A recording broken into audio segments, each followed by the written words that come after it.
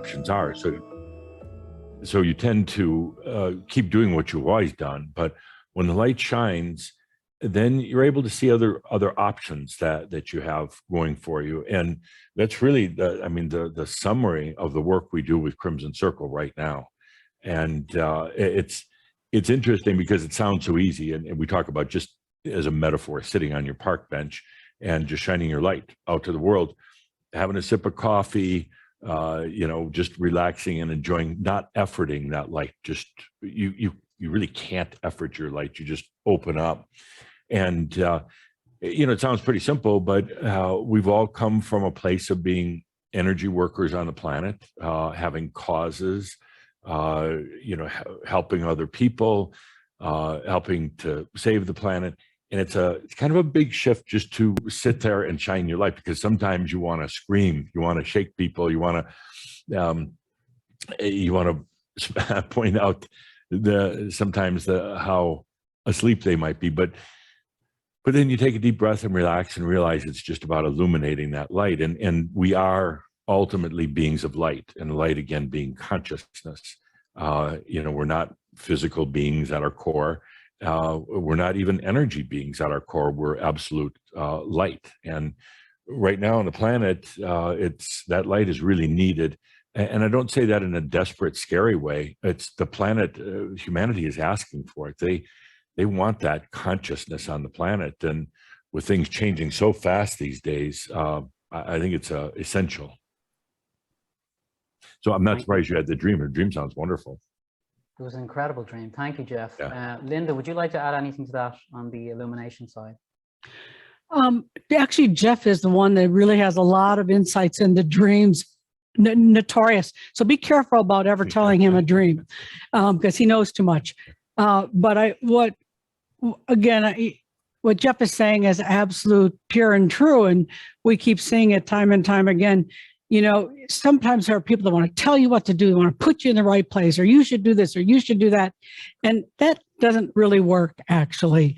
And again, if you can just, like I said, shine your light and radiate, people do see, they see. And then that causes them to take pause and to be more aware. And that's what really changes things, is that ability to be more aware, to be more conscious. That to me, I don't think anything else does change the planet. And I think the way you describe it as well, Geoff, is so effortless. It goes against the grain of humanity in a sense, because we're so used to efforting. So right. The whole, it's the whole essence of being. Just being. It's really unique. And what I love when you guys open up your when I watch your videos and how you begin. And Linda always begins with the breath, the deep breath. And I think it's important. That's why I always do those meditations, because sometimes when you just barrel into an event, it shifts the energy, and it's beautiful the way you do it. It's very elegant the way you do it. And then Geoff comes in with his cup of coffee and off we go. But there is one phrase that Adamus always uses when he begins, and I've been using it myself lately as a kind of an affirmation. I am that I am. I just love it. I think it's such a complete statement. Can you talk about that and why that's such a big part of his message and why he always begins with that, Geoff?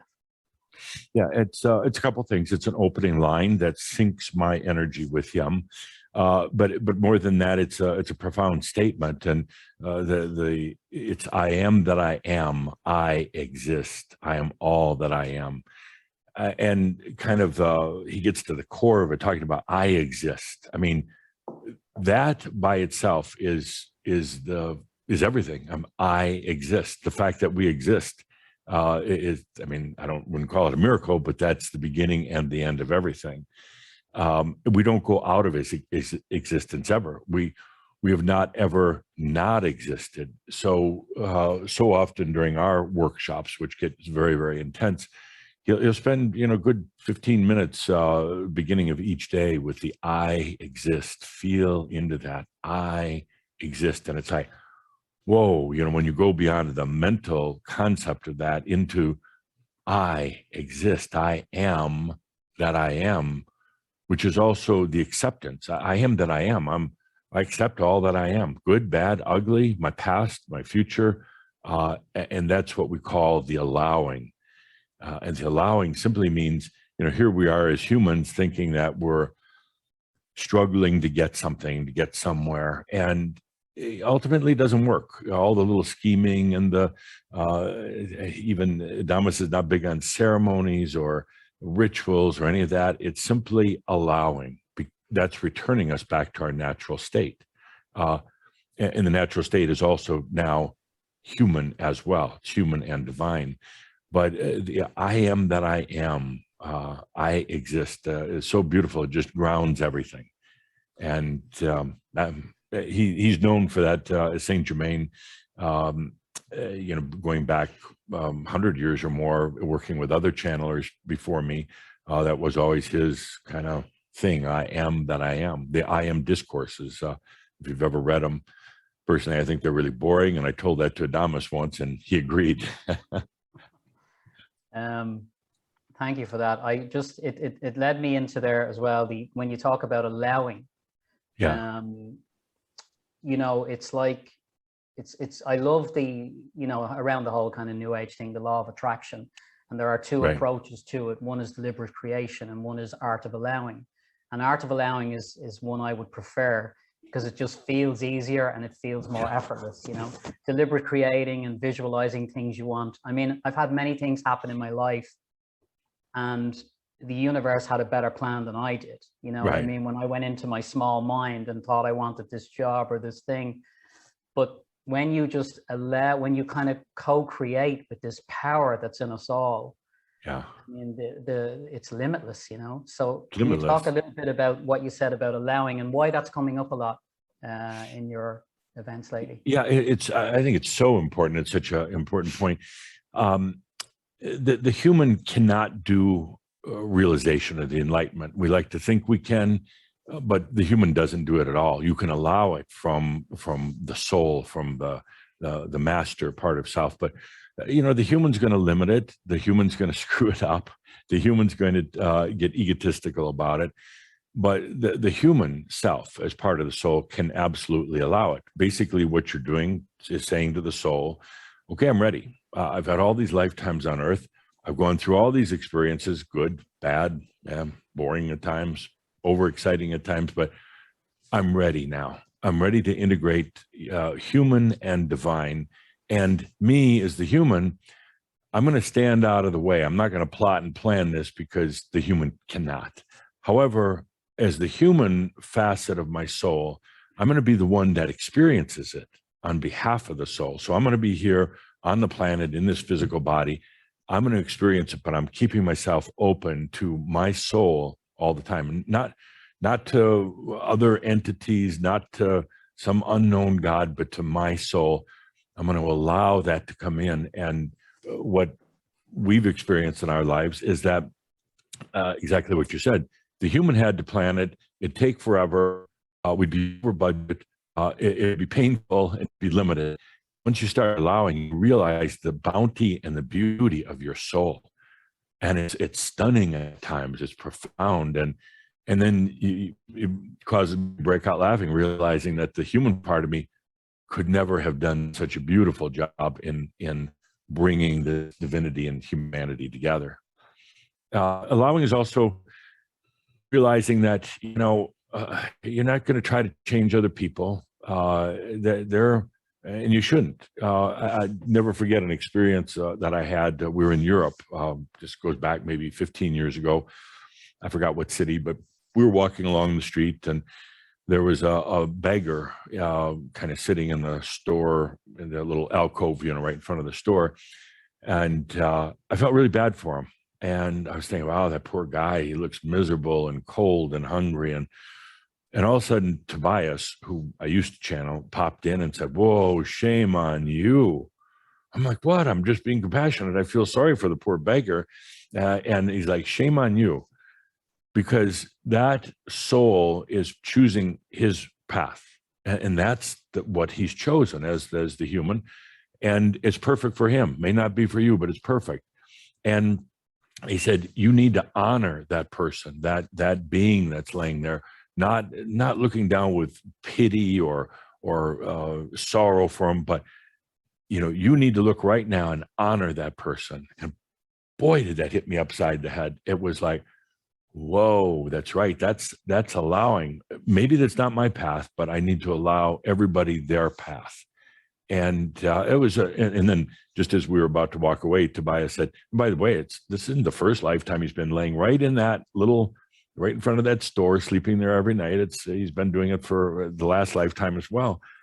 It's what he's choosing. So allowing is also realizing that everybody's on their own path. And if they come and ask for help, we'd be happy to do that. But otherwise, no, don't interfere. And to be able to honor the people for their choices in their life, tough choices like physical ailments, mental problems and that, but it's their choice. And that incident just stayed with me forever. And I realized what it did is cause me to see everything differently. Instead of seeing imbalance, I was able to see the beauty in things. Instead of seeing, a poor, miserable being, I saw a magnificent angel laying there. I'll never forget that incident. And Linda was with me at the time. So allowing is multiple levels, but it's allowing your own divinity, human, get out of the way. This is all natural. And that's the other big thing Tobias talks to us, or Adamus talks to us about, is realization is a natural process. We came down here as angelic beings. We dove into matter, gravity and time and space, and for the experience. And then as we come out of that circle, we dove down, we got in really deep, and now we're coming back out of that circle. It's a very natural process. It's only when the human tinkers with it and thinks, Adamus calls it machio, spiritual bullshit, spiritual distraction. And we think we have to do this healing. We think we have to take that class. We think that we have to do these mantras, or that we have to be vegetarians, or smoke incense, or whatever it happens to be. It's all human machio, and it just gets in the way of allowing our natural coming to realization. Go ahead. Sorry, I interrupted. I get so excited about it. No, I get excited that you get so excited. And Geoff just gave you the bigger picture of all of it. And, when we talk about allowing, to me, allowing is part of being your true sovereignty, your true completeness. And once you sense that and feel that and are open to allowing, things really can happen. If you listen to people that they're just so woven, so tied into stuff, that they're never going to get past that, because they don't even trust themselves enough to open up to that.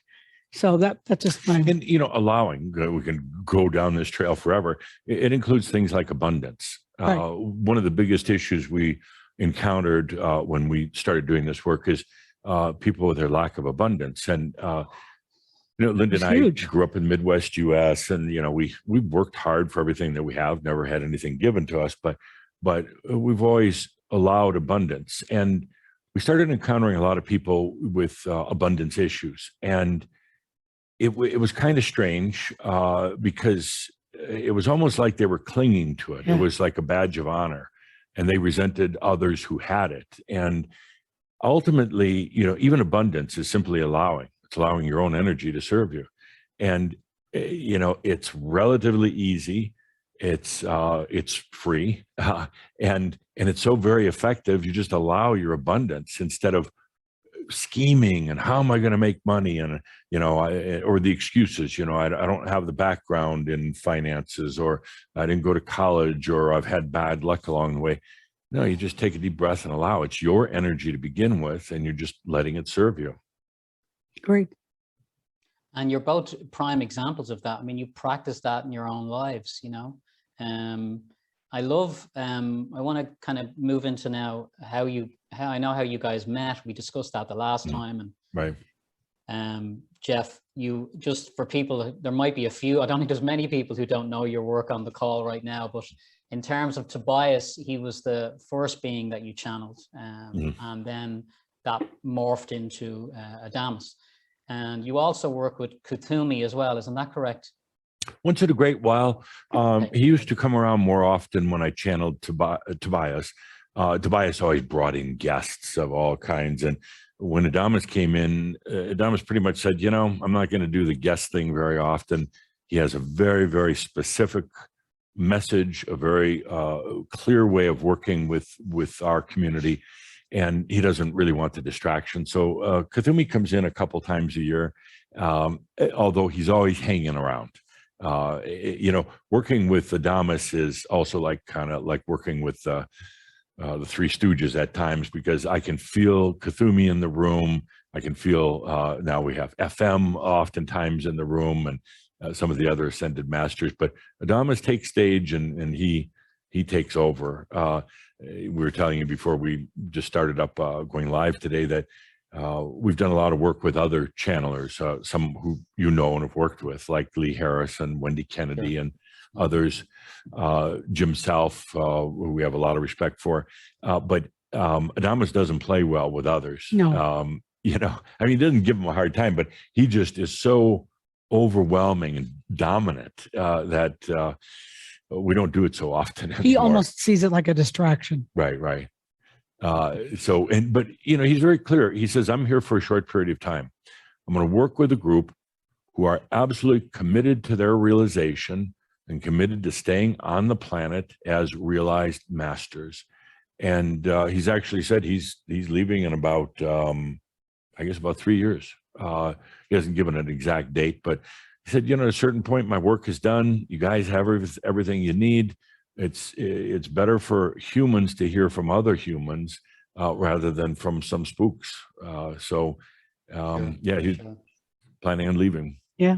From your own personal perspective, Geoff, does it feel like there are aspects of your soul? Are you connected into this lineage with all of these beings that you work with? Do you feel that? Yeah, absolutely. Tobias, for instance, I learned well after I started channeling him that he had been my father in a lifetime, about 500 BC. He was Jewish, and I was his son. I was born Catholic in this lifetime. It disappointed him, but he was my father in that lifetime, and we had a commitment to work together at the right time and place.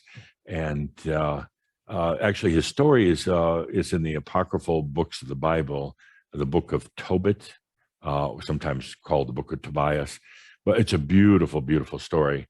Got thrown out of the Bible though. So, Old Testament. Yeah, well, yeah. If you get a chance to read it, look it up. It's really a great story.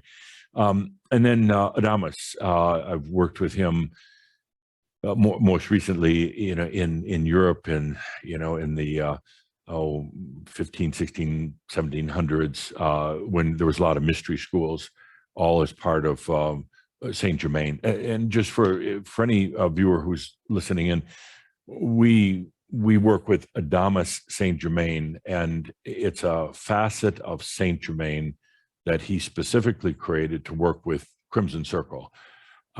He's very clear that he doesn't want anybody else channeling Adamus. He doesn't want to dilute the message or confuse it. When I channeled Tobias didn't care who channeled him. But when Adamus came in, he said, I'm going to work with this group, and he gave us the responsibility of channeling, and it has to be done with tremendous integrity and clarity. He's not very tolerant of me making mistakes. No, he'll correct you. Channeling. He will correct me out loud. But it's a facet of Saint Germain. So I did have lifetimes with Saint Germain, and he actually helped teach me to channel in past lives.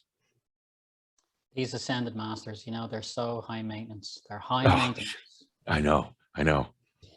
So I want to move into what's happening with humanity right now. That I've heard you say recently that humanity is doing something that's never been done before, ascending while remaining in the physical body. So I've heard this talked about by a number of teachers, and I wanted to ask you for Adamus's take on that. What's the time frame for this? What's actually happening? Are we actually going to become, are our bodies going to change on a physical level? What type of things does he say about this? Well, let's start with not humanity, but specifically Crimson Circle and others, whether groups or individuals that are working in the same direction. There's certain humans on the planet right now that are allowing their realization. It's another word for enlightenment, but Adamus doesn't like the word enlightenment, so he talks about realization. They're allowing their realization, and instead of ascending, meaning you leave your body and you go to the other realms, you stay here on the planet as a realized master. And that's really the focus of Crimson Circle, and we know there's other groups as well, but that's what our focus is. The reason for staying on the planet is right now the planet is going through the most epic, amazing changes ever in the history of the planet. It's a lot of it is being spurred by technology. It's really driving that. But the thing that also causes technology to change is consciousness. When there's that light present, then the researcher in the laboratory, whether they're spiritual or not, suddenly has a bigger answer to the questions that they're pursuing. So there's a tremendous shift going on the planet right now. The shift is causing a lot more polarity than ever, as we all notice in our lives. There's so much polarity because there's those who want to move forward into what we call the new earth, and those who don't. They want to stay back. They want to go backwards, actually, and that's fine for them. But Dhamma says that really the biggest thing that's happening right now with all this, technology and changes of consciousness is it's the birthing of a new human species. The Homo sapiens been around for a long, long time, probably outlived it didn't evolve quite fast enough. So we're going through a huge, rapid change right now in our human species. Adamus jokingly refers to it as the robo-sapien, meaning that we're going to be integrating technology into our bodies, whether it's material, whether it's biological, it doesn't matter. But that's a huge change. And along with it is the element of consciousness. How much consciousness does this new species of human integrate? Let's say the current human consciousness level, let's say it's 100. Do we go to 110? Do we go to 200? Do we go to 1,000 with the new species? Meaning that they're going to be much more aware. They're going to be multidimensional. They'll have a physical body, but they'll also have a light body.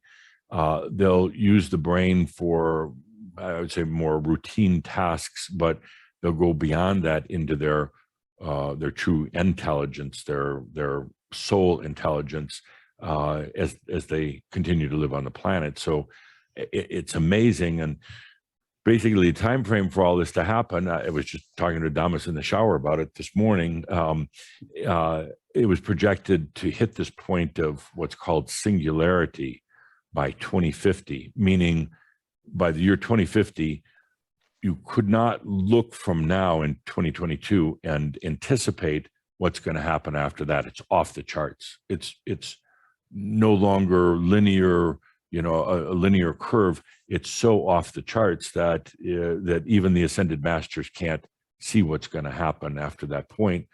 Adamus was telling me today in the shower that the date is more right now at about 2046. It's happening faster than the singularity is happening faster than what they thought. And it's not a scary thing. I don't want the viewers to, oh my God, what's going to happen? It's absolutely a transformation of epic proportions, similar to the caterpillar going into the cocoon and emerging as the butterfly. And it's happening very, very, very fast. And the tough part right now is how do you cope with the changes, which we personally experience and the people we work with. How do you put up with those fast-paced, crazy changes that are happening right now without getting overwhelmed? That was brilliant, Geoff. Thanks for that. That really explained a lot of that, I think, for people there.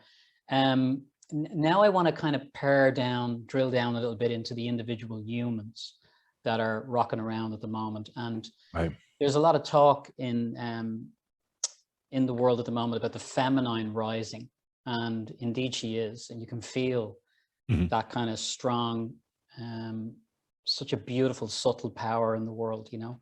And the whole kind of, I suppose what fascinates me at the moment is the whole area of divine masculinity and divine femininity coming into union within yourself, and then coming into union within relationship. And I know you guys have a beautiful relationship, so you can talk maybe a little bit about the divine feminine, Linda, and but just talk about, in terms of humanity, how an individual balances both of those sides within themselves and what that looks like. Right. You know, it's a little bit tricky because actually Geoff understands the divine human feminine better than I do. And you understand the divine masculine better than I do. Okay. By the way, we've just for the viewers, Linda and I have been married 44 years. We met in 4th grade. We started dating in high school. We got married. We lived together for a while and we got married. So we've been together for a long time. We have fun when we're working together. Some people don't understand it. You know? We've been together for so damn long. We can play with each other and have fun with each other. But some people are like, oh my God, that's not very spiritual. And it's like, you know, doesn't matter. We're actually not spiritual, and you know, spirituality is a whole different thing than what we do. So anyway, yeah, that's a tough one. It's actually not tough, but the answer to the question is get over it. Get over this separation of masculine and feminine and all the rest of that. Yes, it's been a factor in the past, and it's very, very well explained in some of the courses that we have, the online classes. In particular, there's one called The Wound of Isis, talking about how Isis initially was in the angelic realms, was that feminine energy was much really handled most things. The feminine energy was much more prevalent because it was a creator energy and a birthing motherly energy. But at some point, Isis felt like she had messed up because all the energy in all of creation started coming to a standstill. So Isis, feeling she'd messed up, said to Adam, the masculine energy, you better take over. You handle things. I didn't do such a good job. And, you know, the story progresses. We come to Earth. The Adam masculine energy continues to abide by Isis's request for him to handle things. But even then, Adam, or the masculine, goes a little way overboard. And, you know, we have a tremendous imbalance, which also causes a wound in Adam, because Adam, the masculine, says, you know, I didn't do such a good job either. I love you so much, Isis. I tried to do this for you and I messed up. And ultimately what happens is they both realize that it wasn't a mess up. It was a lot of experiences that we've all had as angelic beings. And ultimately you come to the marriage of the masculine and feminine within yourself, no longer seeing any separation whatsoever. There's no masculine, there's no feminine, there is the I am that I am. I have an observation I'd like to add to that. Me personally, and I was a school teacher for a while, the more I look at people today and younger people, they seem more than ever, I think that's more natural for them. I think it's an evolution even within culture. The feminine yes, energy. Yeah, yes. Yeah, and people are going through their inner experiences with masculine and feminine. And another thing, years ago, Tobias did something called the 13th Strand, talking to the gays, lesbians, and basically saying, you know, it's not a kink in your system. There's nothing wrong. You are bringing in a much more balanced energy into the biology. And unfortunately, society or your families, you know, frowned on it or made you feel like you were some type of pervert, but you're not. You're simply bringing in a much more balanced energy into the planet. But ultimately, you get to the point in realizing there's no separation within you, masculine and feminine. And the moment you do, you realize the battle's over. The internal battle is over, masculine against feminine. And it's all just the I am that I am. And it's a huge freedom. We've seen people who overdwell on the the divine feminine, or once in a while the divine masculine, you become imbalanced. Just like if you become over biased towards the light, I'm a light worker and everything is light and everything is sugar. You're as much dark as you are light, and there's nothing wrong with the dark. It's the dark isn't evil. The dark is simply what we don't know, what has not been illuminated yet. Years ago, Tobias said he did a channel. It was one of the shortest channels I've ever done, because I wanted to get the hell out of there, and I went and hid afterwards. But it was called "The Darkness Is Your Divinity." And here I was raised, born and raised Catholic, and in Midwest US, and it was like what just came out of my mouth. It was like giving approval for evilness in our lives. And I learned later that it's not that at all. The things we don't love about ourselves, we throw into the darkness. We throw into into hell, and our divinity actually is holding it. All the things we don't love or accept about ourselves, our divinity is holding it, even though we call it darkness. It knows better. Until we can accept all that we are. It was such a beautiful channel. I mean, Truly. It was landmark, but I ran out of the room literally. Like, what did you just say through my mouth? I love the way you brought it all back to I am that I am, because that's kind of where it all begins and where it all ends. So Yeah. Absolutely. Yeah. Beautiful. Thank you. Just to say to people now that if you want to start typing in your questions, that'd be a good time to do it. I'm going to wrap up kind of here in the next few minutes. So please feel free to type in as many questions as you can there, kick it off, and we'll do the second half, and I'll read your questions out to Geoff and Linda. Okay. So where I probably will finish now, Geoff, before I go over to questions from people, is the new physics. I love the word multidimensional as well. So the whole how that will operate with the new physics and the new metaphysics, and how humans will behave with this. I know Adamus is talking a lot about this lately. Multidimensionality, all of those things. Can you kind of talk us through some of that in terms of the new physics? And actually, not to promo anything, but Adamus is doing his annual planetary trend forecast in a couple of days on Saturday, January 22nd, and it's going to be about the new physics. So I haven't channeled it yet, so I'm not like absolutely sure what he's going to say. That's all wired in yet. He's going to talk about what light is, the nature of light, both from a physical and a metaphysical level. Certainly, what the darkness is. He's going to talk about the fact that we believe that if you look around the room that you're in right now, you believe you're in a stable reality based on space and time and in gravity, and the fact that things are solid when in fact they actually aren't. You're not in a stable reality. You're literally right now, as you're sitting there watching this, you're moving in and out of different realities. But we become tuned in with our minds to think that this is stable, that the wall is solid, and that if I drop my coffee cup, it's going to fall on the floor. All that's fine because it builds a very balanced reality for us to play in and experience in. But there comes a point where you say, well, no, there's actually multiple dimensions. At any given point, you're having at least a dozen, if not more, dreams that are going on. Even though you're awake and you think, well, I'm not dreaming. I don't know. You've got all these different dream states, which are as real in a way as this, except they're not necessarily physical.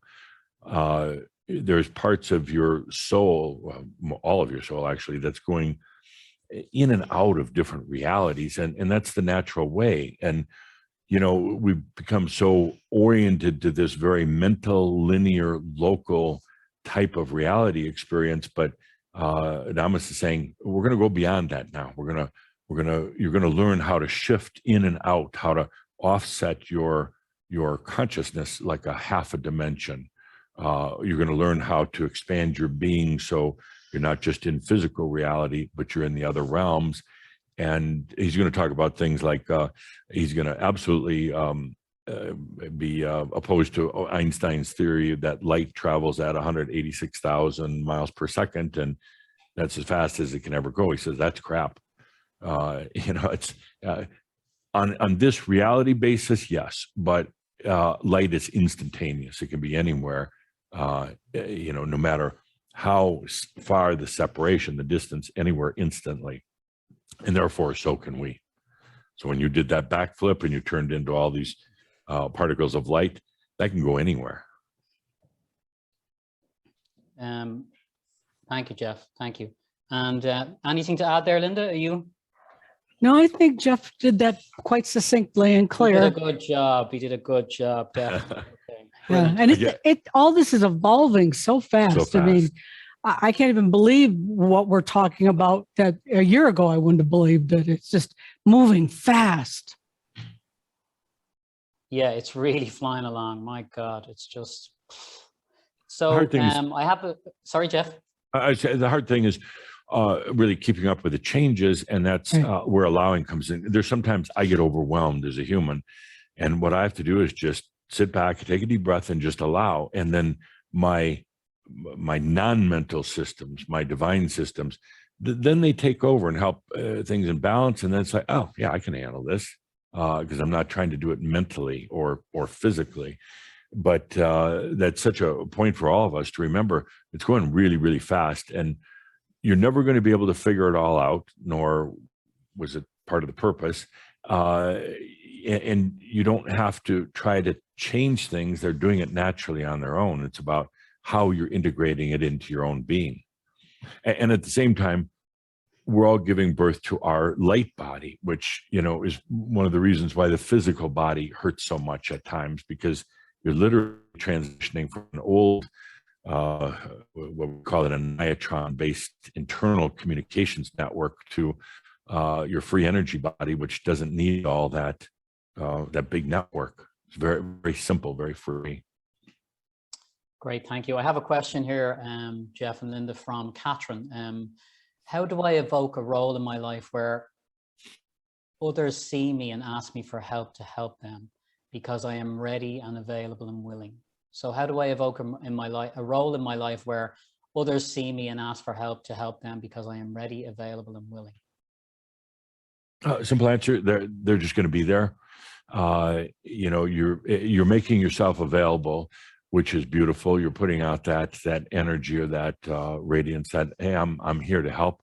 But also, don't be disappointed if nobody doesn't come along right away. People are still waking up, and they're some of them just aren't ready right now, and that's fine. But you've made yourself available, and they show up at your doorstep in some rather unusual ways. Beautiful. Thanks for that question. There's a lady here called Anka who is coming in from Romania, the land where Saint Germain once lived. And she feels very deeply connected to these territories and is wondering how she can assist more in these deeply troubling times, including some of the armed conflicts between Russia and the Ukraine. Yeah.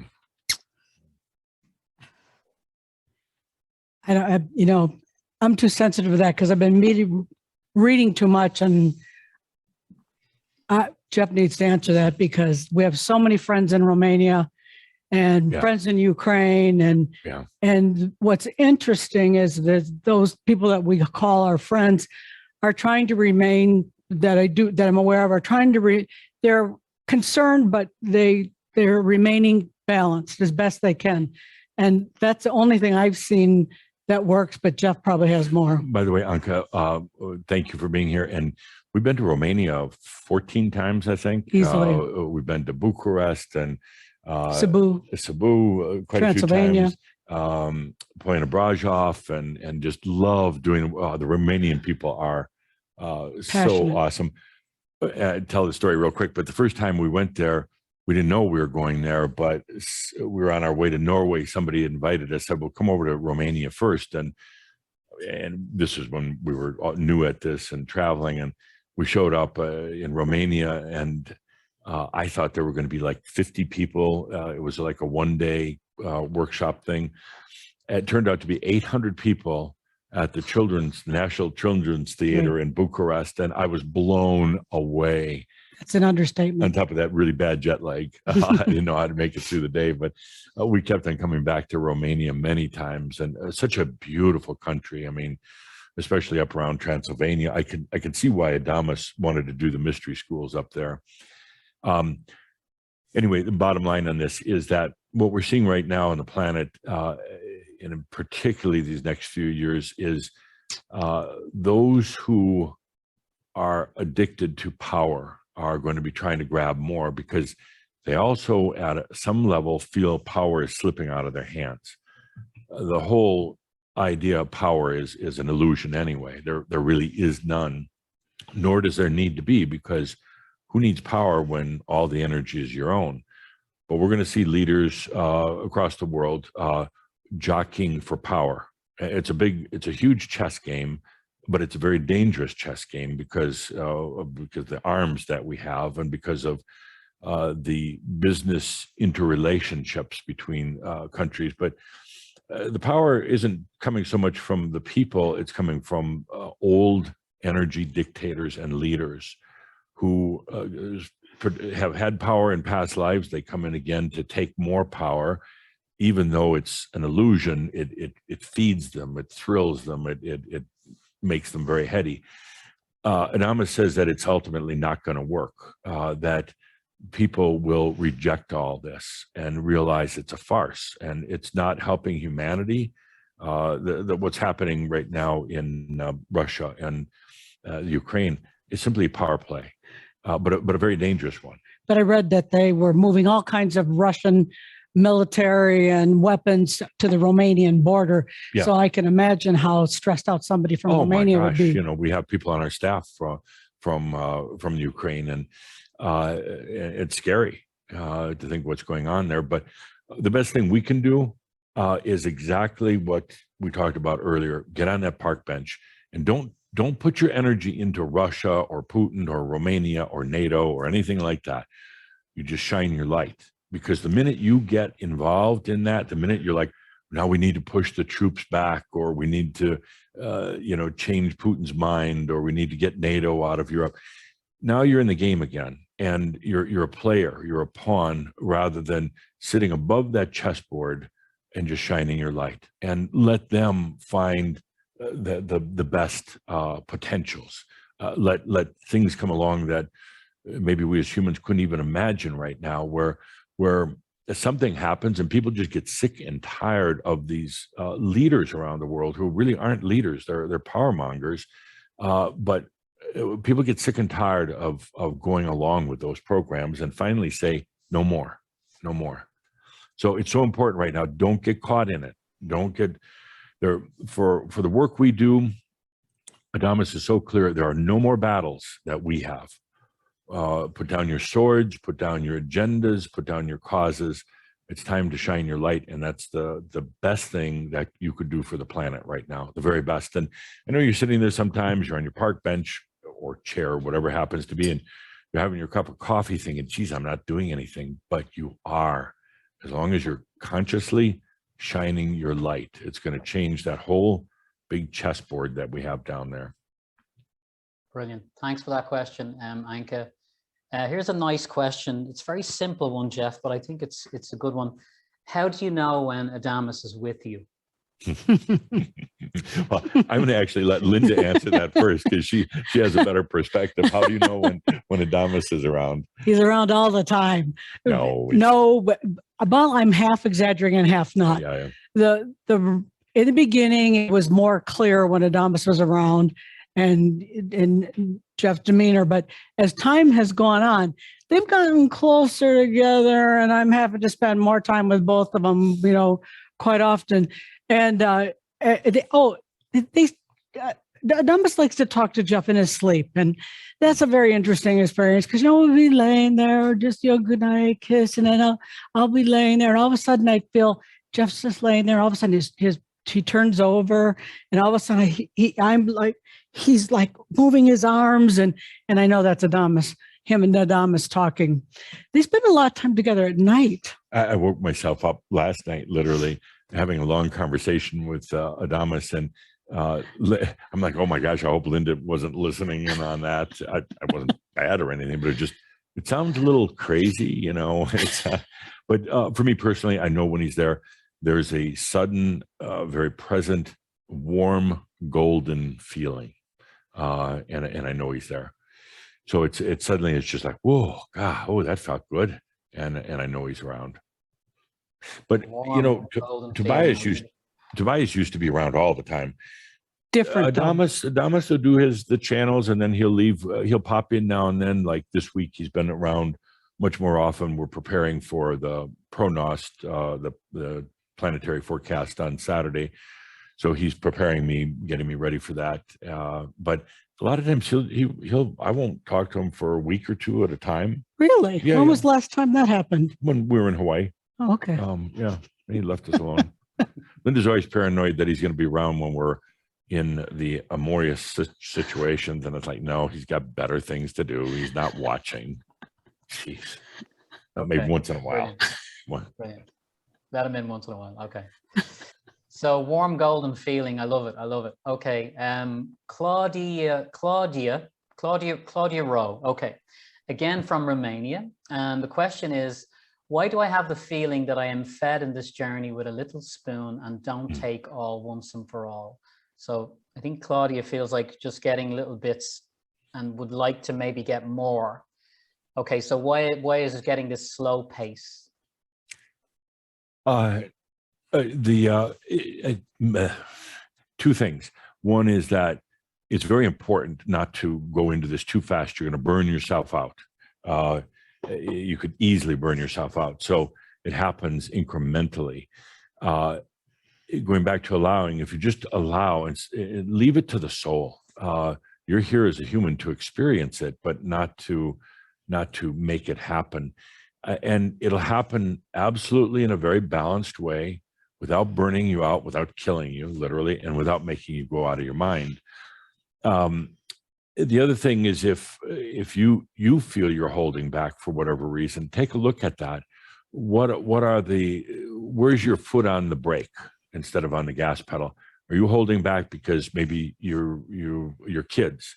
You think, well, what's going to happen if I suddenly become enlightened and maybe I'll leave the planet? Who's going to take care of the kids, or my husband, or my business, or that? So we've seen that so often in the past where, somebody really desires this realization, but they're self-governing. They're kind of holding back. I remember one time in a discussion, somebody said, well, I'm holding back because I have to finish my college thesis. Yeah. I'm like, boy, I'd rather have realization than a thesis, but okay.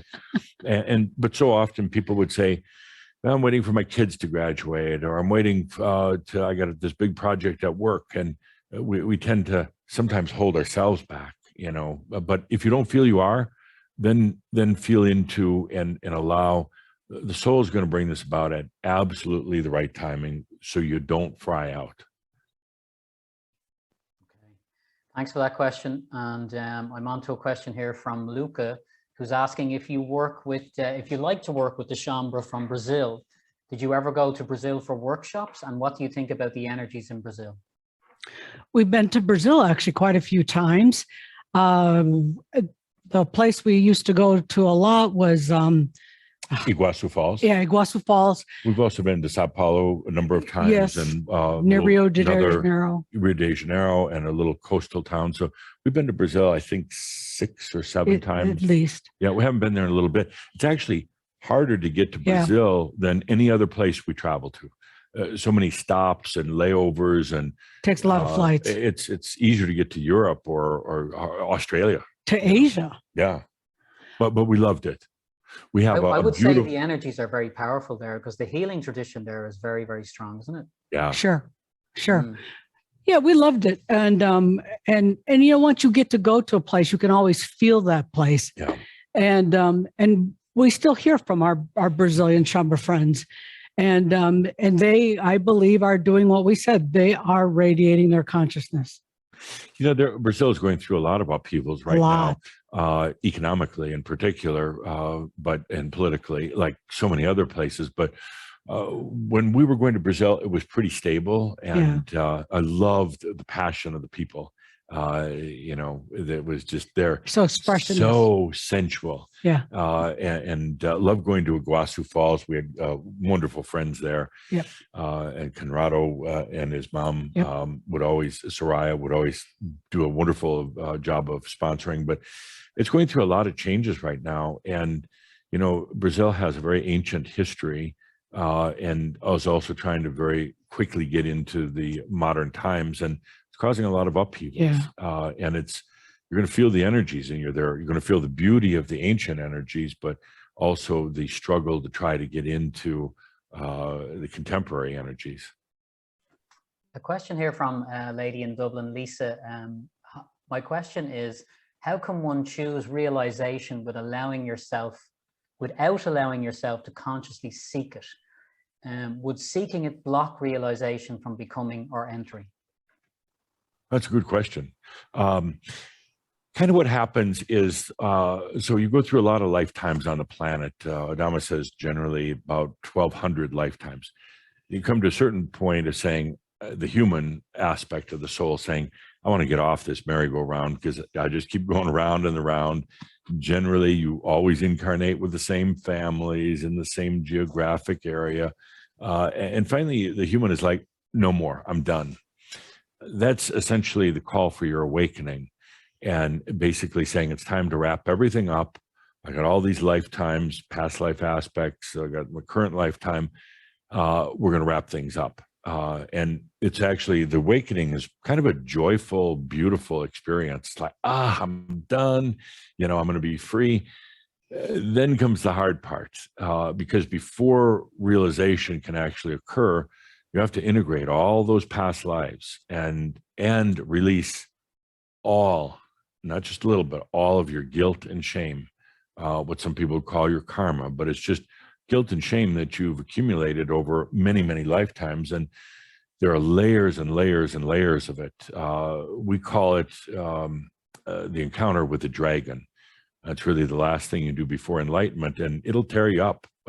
It's tough. It's really tough because you find that you're holding things inside, you're hiding them in the dark. In the dark, and you're shameful of even coming to Earth and getting stuck here. There's a guilt about that. How can I, as an incredible angelic being, come here and then get lost?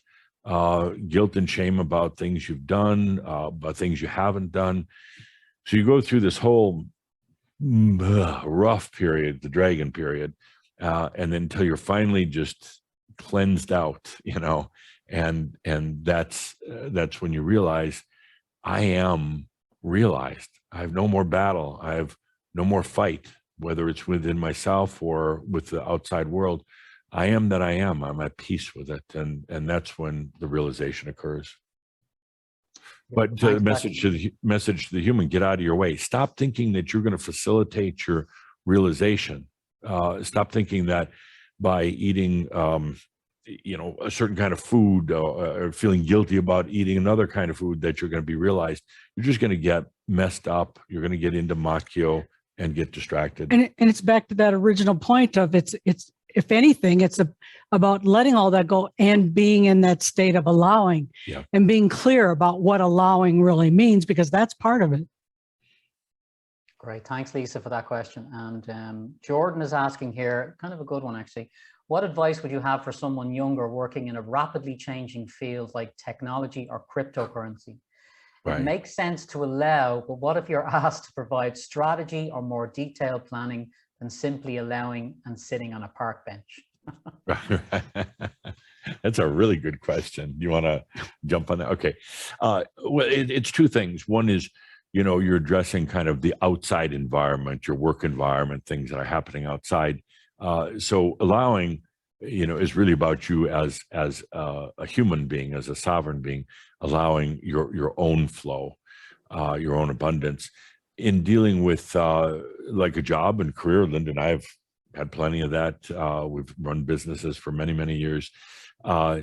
It's, the first thing is to feel into the energies of what you're doing as your career, like cryptocurrency and trading and things like that.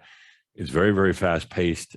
Feel into the energies. I mean, it's crazy and it's wonderful all at the same time. Risky too. Risky and a lot of greed, with it. Not that it's bad, because it also has the potential for tremendous abundance, but allow for yourself is probably the number one suggestion. And then when working with others, make sure you understand the energy dynamics of what you're involved in, and don't get too caught up in them, because the financial field, and particularly cryptocurrency, that's just feel into the energy of that right now. It just It's is wild. going so fast, and it's wild. Yeah. And just have fun in it, but don't get caught in it. Okay, thank you for that question, Jordan. Now, I never thought I'd see the day that I would read a question from Fred Astaire Trumbull. Do you know this man, Geoff? Does this ring a bell No, in your network? I wished I did. So we have a chap, Fred Astaire Trumbull. Brilliant. I love it. Okay. So how do Geoff and Linda see the world where new science comes out soon that shows that there is unlimited energy around us, which I really, really believe this, and the old way of using energy to power humanity is now obsolete? Yeah. Wow. That's a good question also. Adamus has been talking and will talk in much more detail about what energy really is. He's been saying for a couple of years now, energy is nothing more than communication. It's not a power, it's not a force, but on Earth we believe it is. That energy is a dynamic, it causes movement, motion, and change. But ultimately, any energy, whether it's fuel or your personal energy, whatever, is simply the song of your soul. Once humanity begins to understand what energy really is, it's going to change the entire planet. And Adamus is predicting that it's going to come out within the next couple of years, Right. From quantum science, the theory that energy is not a force, that it is simply a communication. Ultimately, and this may not be in our lifetimes, but ultimately people will understand that all energy is their personal energy. Linda's energy and my energy, I don't take hers, she doesn't take mine. Everything I perceive is my reality and my energy. We're not commingled with others. And once you realize that, holy geez, this is all my energy, and that energy is here to serve me, not to hold back on me. It's here to serve me. Now, as a master, can you allow that? I mean, that's a huge step. But back to the question, Adamus says that within the next couple of years, there's going to be some wonderful breakthroughs in realizing what energy really is. When that occurs, we really take a big leap in terms of our ability to get and use energy, and realize that you don't have to steal energy from anyone. You really can't anyway. There's no reason for me to steal energy from Linda or you. I just have to go back to my own energy and acknowledge it and allow it to serve me. And that's a true master. Our definition of a master is one who allows their energy to serve them. And just listening to this, can't you, even for me, just listening to all this, it's indicative of this mass change that Adam's saying is going to happen. Yeah. I mean, it's right there out on the edge. It's on its way. Yeah, some of the breakthroughs are things like the physics of energy, what it really is. Right now, the consciousness of energy is that it's a power. And physicists talk about energy, but when you say, what is energy? They tell you what it can do, but they don't tell you what it is or where it came from. So Adamus literally was telling me the other day, he said that there's going to be this breakthrough, very controversial new part of physics that says, actually, energy is just a communication. On a personal level, it's the song of your soul singing out to you. It's not a force. And once you realize that energy is so abundant, I mean, it's everywhere. The space between you and I is filled with energy. I mean, tons of energy. We just don't know how to use it yet because we don't understand what it is. And that's where all of us, all of you shining your light, just shining your light, no agenda, that's going to wake up or cause some of these physicists and scientists to start seeing things they've never seen before. True evolution. Yeah. It's so exciting. It's terribly exciting, wonderfully exciting. Yeah, it's brilliant. And just even having gatherings like this, we're all online, and it's kind of nuts that we can all connect all from different places in the world, but it's beautiful, you know, and it's high level conversations like this, stimulating everybody, and as you said, shining our light. This lady is asking about Adamus in terms of healing therapies like hypnotherapy. Is it a proper way to bring back aspects maybe of the soul? And what about sound therapy? What therapies or what healing technologies does Adamus talk about the most? You know, it really depends. If you're talking about for yourself, it would be allowing your returning to a balanced, healthy state of physical being. If it's for others, there can be strange dynamics because they want to believe that somebody can heal them, but ultimately it's about, they need to understand that they can heal themselves, but most people aren't quite ready for that. So the real healing is, you know, use any modality, kind of a what am I trying to say, a facade, use any modality with them, but when you're doing the work, really just feel into their energy and talk to their soul. And you know, sound is wonderful, and light and all the rest of those different therapies. And but what really makes a difference, if you're working with them, connecting with their soul and asking their soul why they're choosing this imbalance, why they're choosing this, and why they're not letting it go. And then working with those energies, not necessarily telling the person, but just working with their energies while they're there with you and saying, why are you choosing this? And are you ready to let it go? Are you really ready to let it go? So Adamus cautions about too much processing, particularly psychological, mental processing. It's addictive. You get caught in it. You actually intensify the issue rather than letting it go. Geoff, when you say, in other words, that if you're trying to be a healer, that it needs to come from the perspective that they are healing themselves, right? That you can't heal them. You're assisting them in healing themselves. Tobias had some advice years ago for somebody asked a similar question, but this advice was good for anybody who does any type of healing work. He said, ask them 3 times. Do you choose to heal? Do you choose to heal? Do you choose to heal?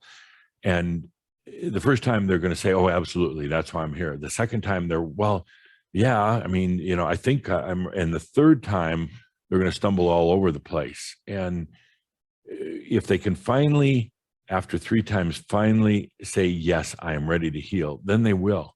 But generally, a person is hanging on to an issue that's causing a physical or mental imbalance because they're still getting something out of it. So his advice was very, very good. Ask 3 times, are you ready to heal or release your diabetes or whatever it happens to be? And watch how they respond differently each time you ask them. Okay, thanks for that question. Jenny, thank you for that question. I have a question here from Astrid, and we're getting into our last 5 or 10 minutes, folks. So we will finish up in about 10 minutes. Astrid is asking, Adamus predicted there will be a group of embodied enlightenment humans that have gone through a brutal awakening and will serve as beacons for others. I feel like I'm going through this process. It's indescribably horrific and healing at the same time. Is this the great cleanup? And what will my soul do after? That's great. Yeah, and the group he was referring to was Shambra, what we call our community. And yeah, we've gotten to know so many over the years, and you know, going from awakening to mastery is incredible, and it is brutal. Brutal because we tend to want to hang on to old concepts of what realization is. We tend to think that we tend to hang on to old wounds and guilt and shame. And once you say, hey, I'm ready, last lifetime, the dragon is going to come in and find all that crap and put it right in your face, because it's part of releasing it, so that you can go into realization. You cannot take your crap, your Junk. guilt, your shame through the threshold of enlightenment. That will send you into a universe of hell. You try to take that old crap. So the dragon is actually doing you a favor by pulling all that stuff up so you can release it and then go very gracefully into realization. But yeah, it's hell. I mean, but for the one asking the question, can you imagine the great stories that we're going to have when we go to the Ascended Masters Club of, the brutality of awakening and how we overcame it? We're going to have wonderful stories. Brilliant. Geoff, there's a twofold question here, I suppose. So Bren is asking about, do you have a step-by-step course to follow to embody masterhood? And I just add on to that as well, in terms of those wounds that you're talking about, like guilt and shame, how does a person release those? So twofold question there for you. Yeah, no, we don't have a step-by-step program, and Adamus would smack us if we did. Everybody's realization is very unique. We can provide a lot of guidance. We can tell our stories.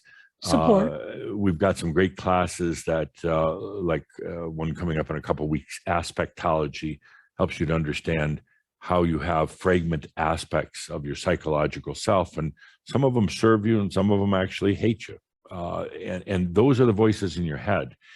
So we provide some understanding, but a step-by-step, I'd say if there was one, Tobias came out with a lot of years ago, and it's for free. Somebody asked him, what's the best advice you could give me for my realization? And his advice was, get the hell out of your way. And that's the first step and the last step.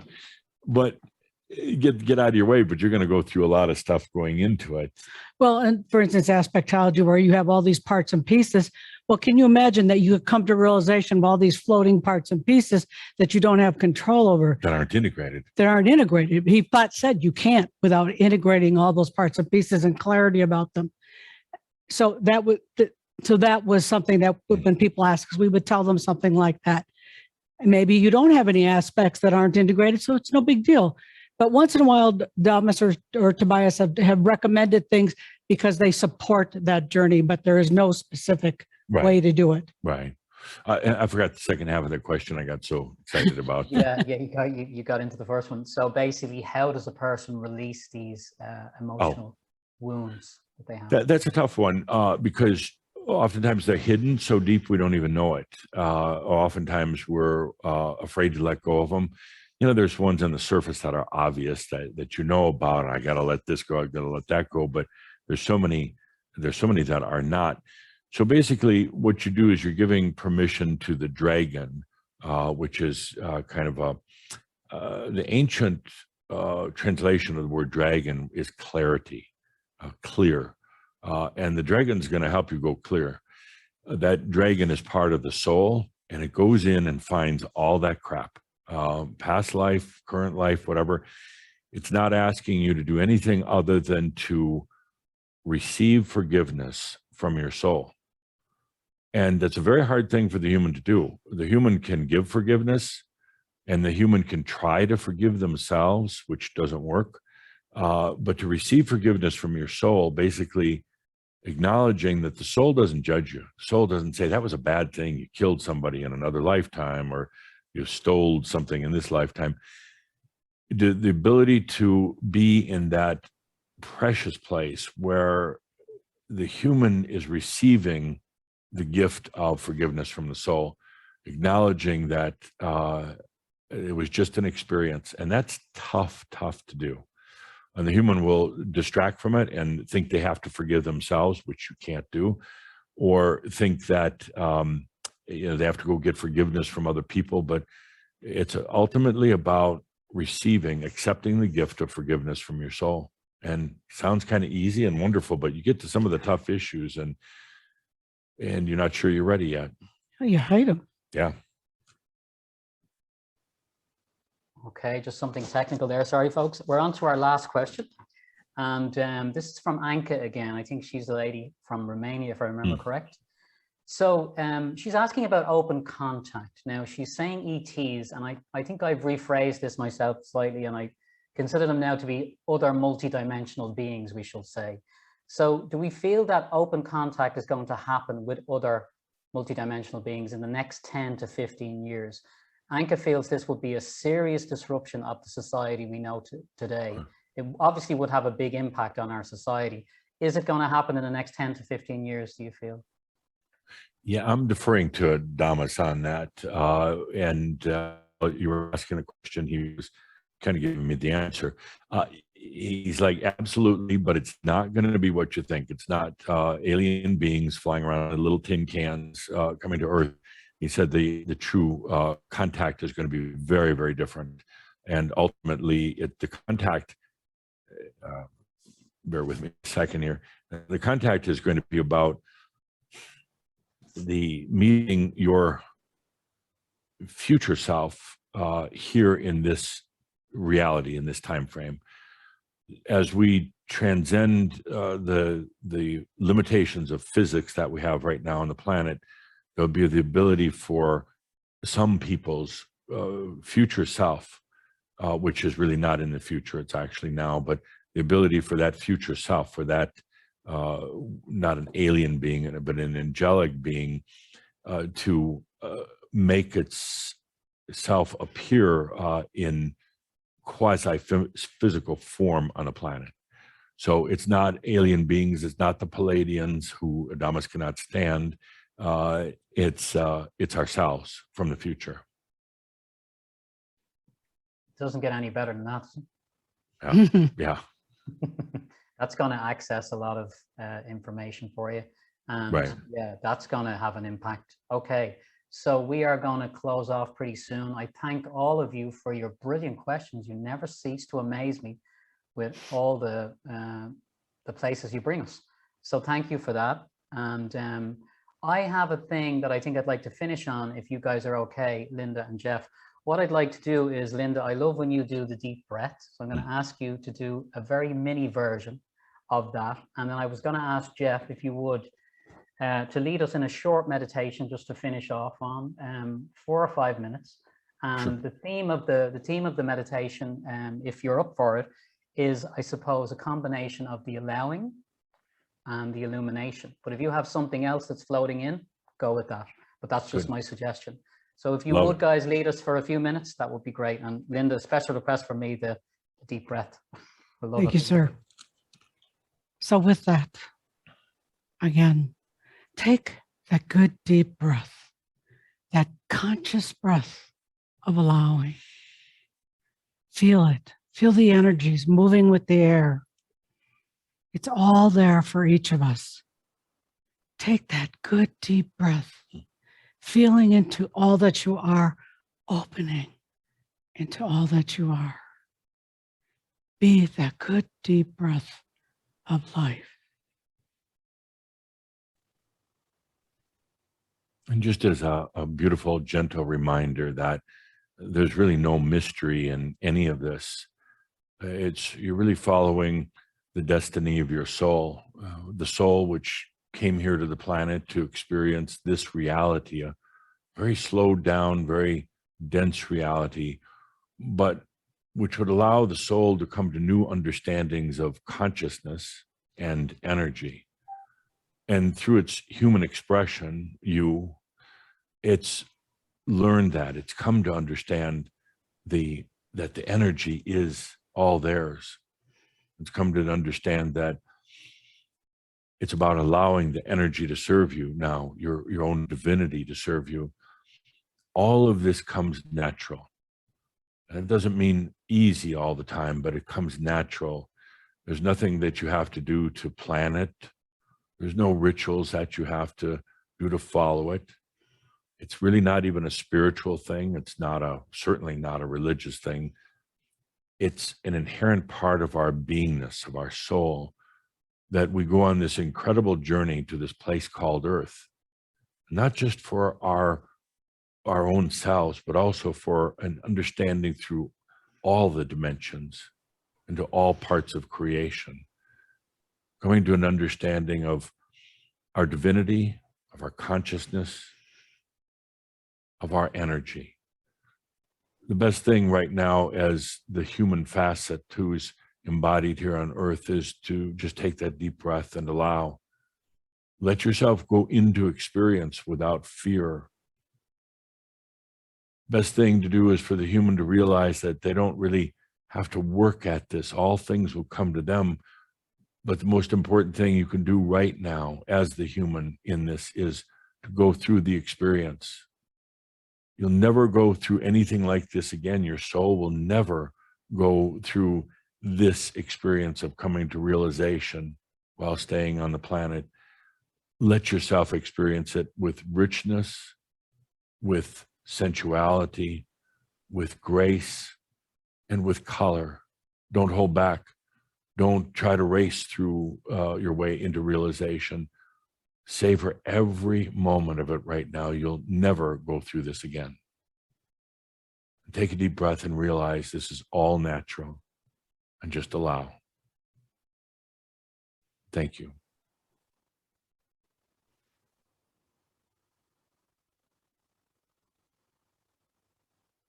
Thank you, folks. That was a perfect way to finish. Before we go, Linda, I just wanted to ask you if anybody here wants to find out about your work and they don't know where to go, where's the best place for them to go and find out more? Please let us know, websites and that kind of thing at the end. Oh, sure. So it's so easy. It's literally just crimsoncircle.com. And there's an incredible amount of free things. If you find something that you think might help you, there's things to sign up for. Just go and explore crimsoncircle.com. Brilliant. And okay, and before we go, just to say, we will do an article on this interview in the spring edition of Positive Life. So please look out for that. Anybody who's interested in that. If you want information on us, it's positivelife.ie. And I thank you all for being here. I'm going to hang on with Geoff and Linda just for a few minutes at the end. So I'd invite you all to leave whenever you're ready. We send you so much love and thank you for taking part tonight. And it's a beautiful time for humanity, and all of you keep shining your lights. Thank you so much. Thank you, Paul. Beautiful. Thanks. Okay, lovely comments coming in there as people are rolling out. Okay.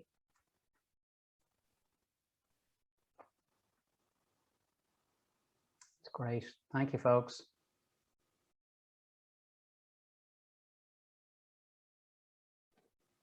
Here's some really good questions. Yeah, I was impressed. Yeah. Great questions. Great questions. Nobody asked what they should name their dog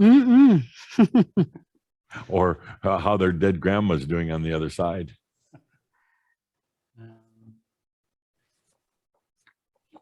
Well, it's a great audience you have, that's for sure. Great fun. Great fun. Yeah, can you do the waiting room maybe, Brendan? Yeah. Okay. Okay, folks, thank you again. Maybe some of you are going to make a cup of tea and you've forgotten to They're in the loo. Okay. Bye-bye, everybody. Takes a while for you all to get going. Great to have you. Okay, see.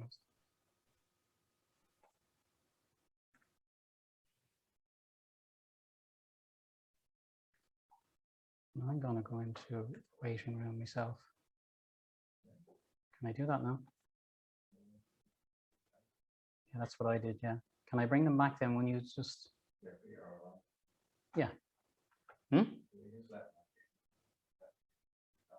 Yeah, let them back in. You can... Nearly there. Take care, folks.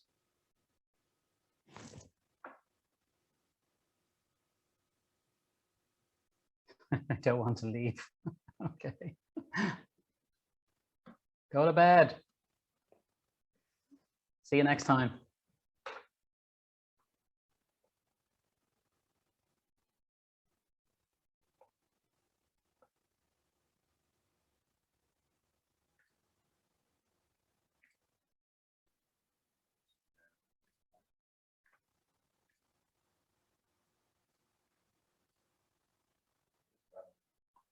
Yeah, that's what I'm doing.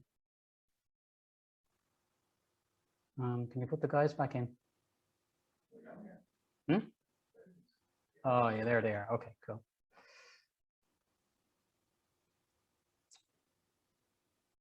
Sorry, Geoff and Linda, nearly there.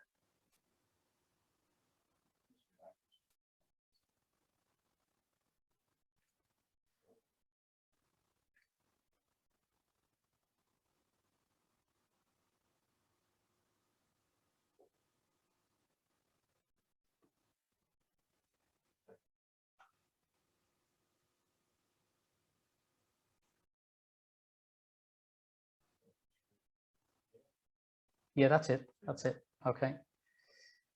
Just us back now. They're probably gone to the bathroom. I wouldn't blame them.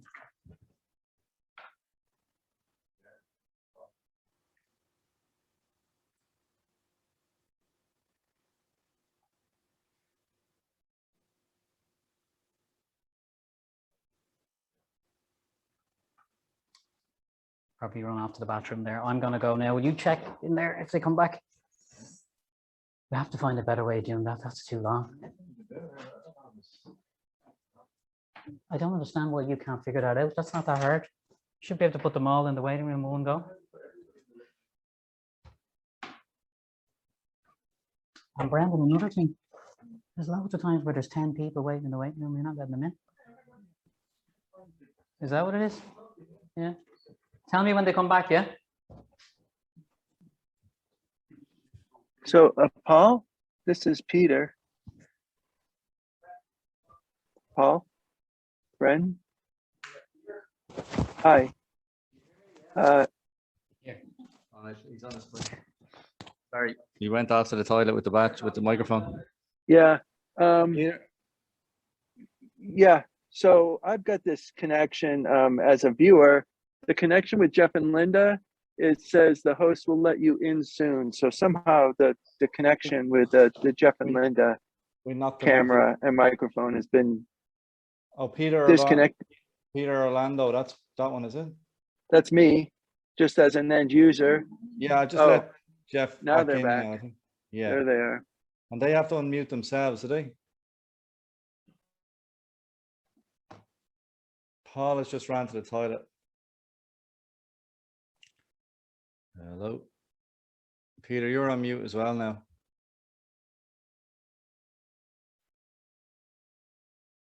In the meeting. So.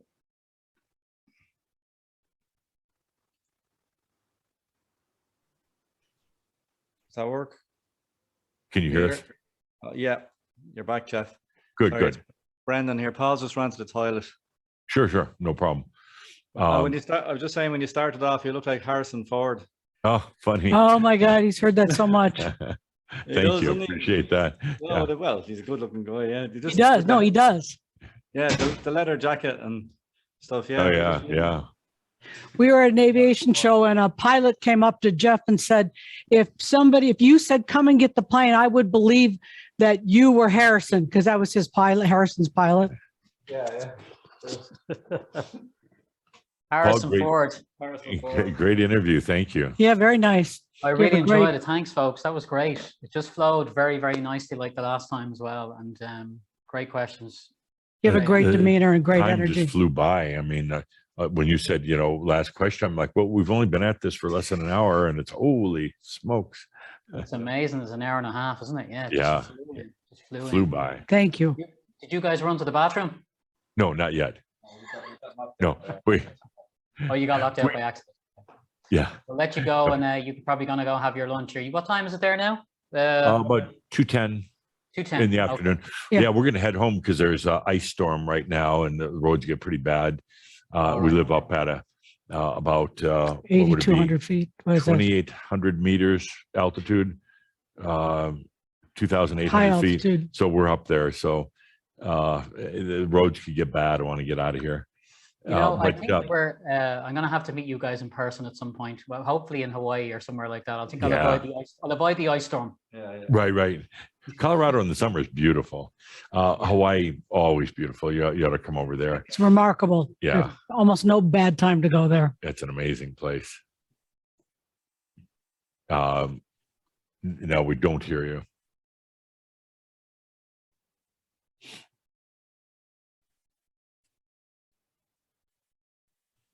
Can you hear us?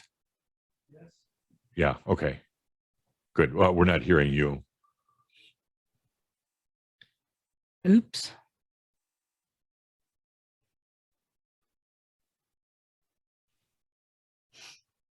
I'm just back on the computer now. Can you hear me now? Very loud? Very loud. A lot of interference. Yeah. I'm off my microphones now. They just ran out, I think. They ran out of juice. Okay. Yeah, that was, a lot of interference on the line. I think it's. Can you hear me now? Yeah, but it's really bad interference, bad scratchy. Okay. Not clear. Okay. Although you can hear us, just let you know, thank you for the interview. Really appreciate it. It's always good working with you. I'll have the ad in next week early. The rest of this week, I'm tied up getting ready for our ProNost event. If you want a guest link to ProNost, I'll send that to you if you want to watch it. It's pretty fascinating. And I got your invoice. We'll get that taken care of next week. Thank you so much, Geoff. Thank you. But Lots of love, you guys. thank you. Thank you again. Thank you. Appreciate Take it. care. Pleasure. Bye-bye. Thanks, Peter. Bye-bye, Peter.